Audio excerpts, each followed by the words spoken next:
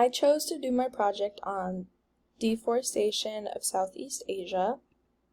A little about Southeast Asia: it is the southeastern region of Asia, and it consists of the regions that are situated south of the mainland China.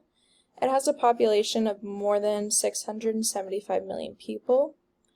It is very culturally diverse. It's also known for its vast rainforests, which constitute about 20% of forest cover. Here I've included a picture just to show how much deforestation has changed. As you can see, in 1950 it was heavily forested, but when you look at 2020, you see way less green on the map. Deforestation is the process in which natural forests are converted to an alternative, permanent, non-forested land.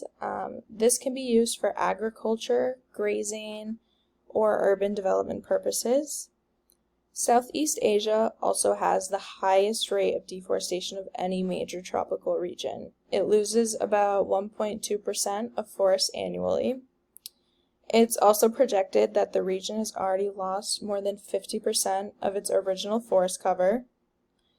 Southeast Asia's ecosystems support massive carbon stores and tremendous biodiversity. Some of the natural hazards that come from this is that forest loss in these areas have implications for those who depend directly on these resources. Clearing of these forests where these rivers originate can increase the risk of catastrophic landslides and flooding in lower areas. It also increases the risk of soil erosion and runoff. This can cause rivers to clog with silt and agricultural pollutants. This can reduce downstream water quality and availability. Also, tropics are increasing in temperature. One of the causes is from logging. It has been a persistent contributor to deforestation, and between 1991 and 2014, illegal logging provided 219 million cubic meters of timber. Another cause that I had found was the slash and burn technique. The slash and burn technique is when a farmer cuts down the tree, it then dries up and they burn it. The layer of ash provides newly cleared land with nutrient-rich layer to help fertilize these crops, but after a few years, the nutrients are used up, which then forces farmers to move on to a new plot of land and restart the whole process all over again. The slash and burn technique also increases the risk of wildfire, and the risk of wildfire is also a contributor to deforestation. Another cause is the palm oil production. Palm oil is used in about everything from food to cleaning items. The land used to grow palm has quadrupled with production. Something interesting that I had found about the palm trees is that it has a life cycle of 28 to 30 years, and if the tree grows over 12 meters, they become uneconomical to harvest and are then cut and replaced by new trees.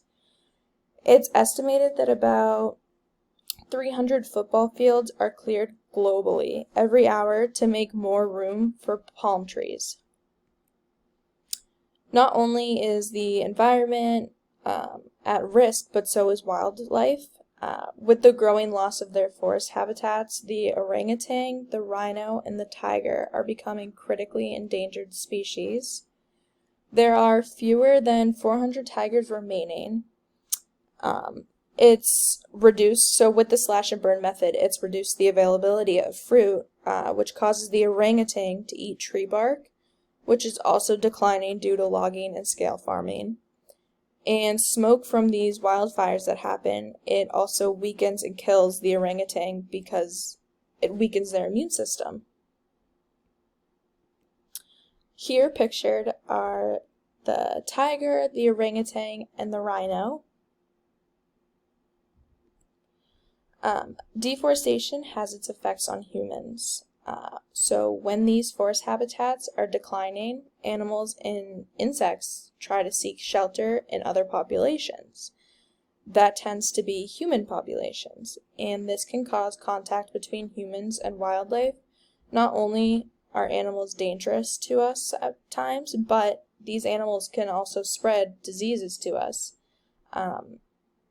Something I found interesting was that the mosquito populations, they flourish when biodiversity drops, and that could be spreading malaria to us.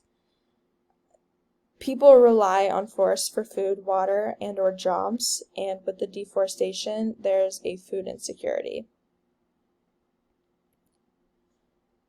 The effects that it has on the environment is climate change. So trees balance the world's carbon dioxide levels as the gas cycles through the environment and atmosphere and into soils.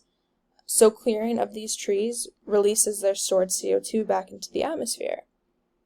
And when we don't replant the fallen trees, we lose out on their continued removal of excess carbon from the atmosphere. And this can lead to excess carbon emissions that can contribute to the greenhouse effect, and this can accelerate climate change. The Association of Southeast Asian Nations, the ASEAN, its purpose is to accelerate economic growth, social progress, and cultural development in the region. And it also promotes regional peace and stability. They are involved trying to make pledges and solutions to this deforestation crisis going on. There was also a declaration on forest and land use. Their pledge included the promotion of sustainable practice that doesn't drive deforestation and also supports these local communities. Researchers are warning that if deforestation continues the way it is, the planet will face an extinction crisis. Some solutions are that the government leaders must act to protect the remaining forest ecosystems. The species and the communities depend on them for survival. And some simple ways that you can help is by going paperless, supporting companies who are committed to reducing deforestation, raising more awareness, and buying recycled products and recycling them again.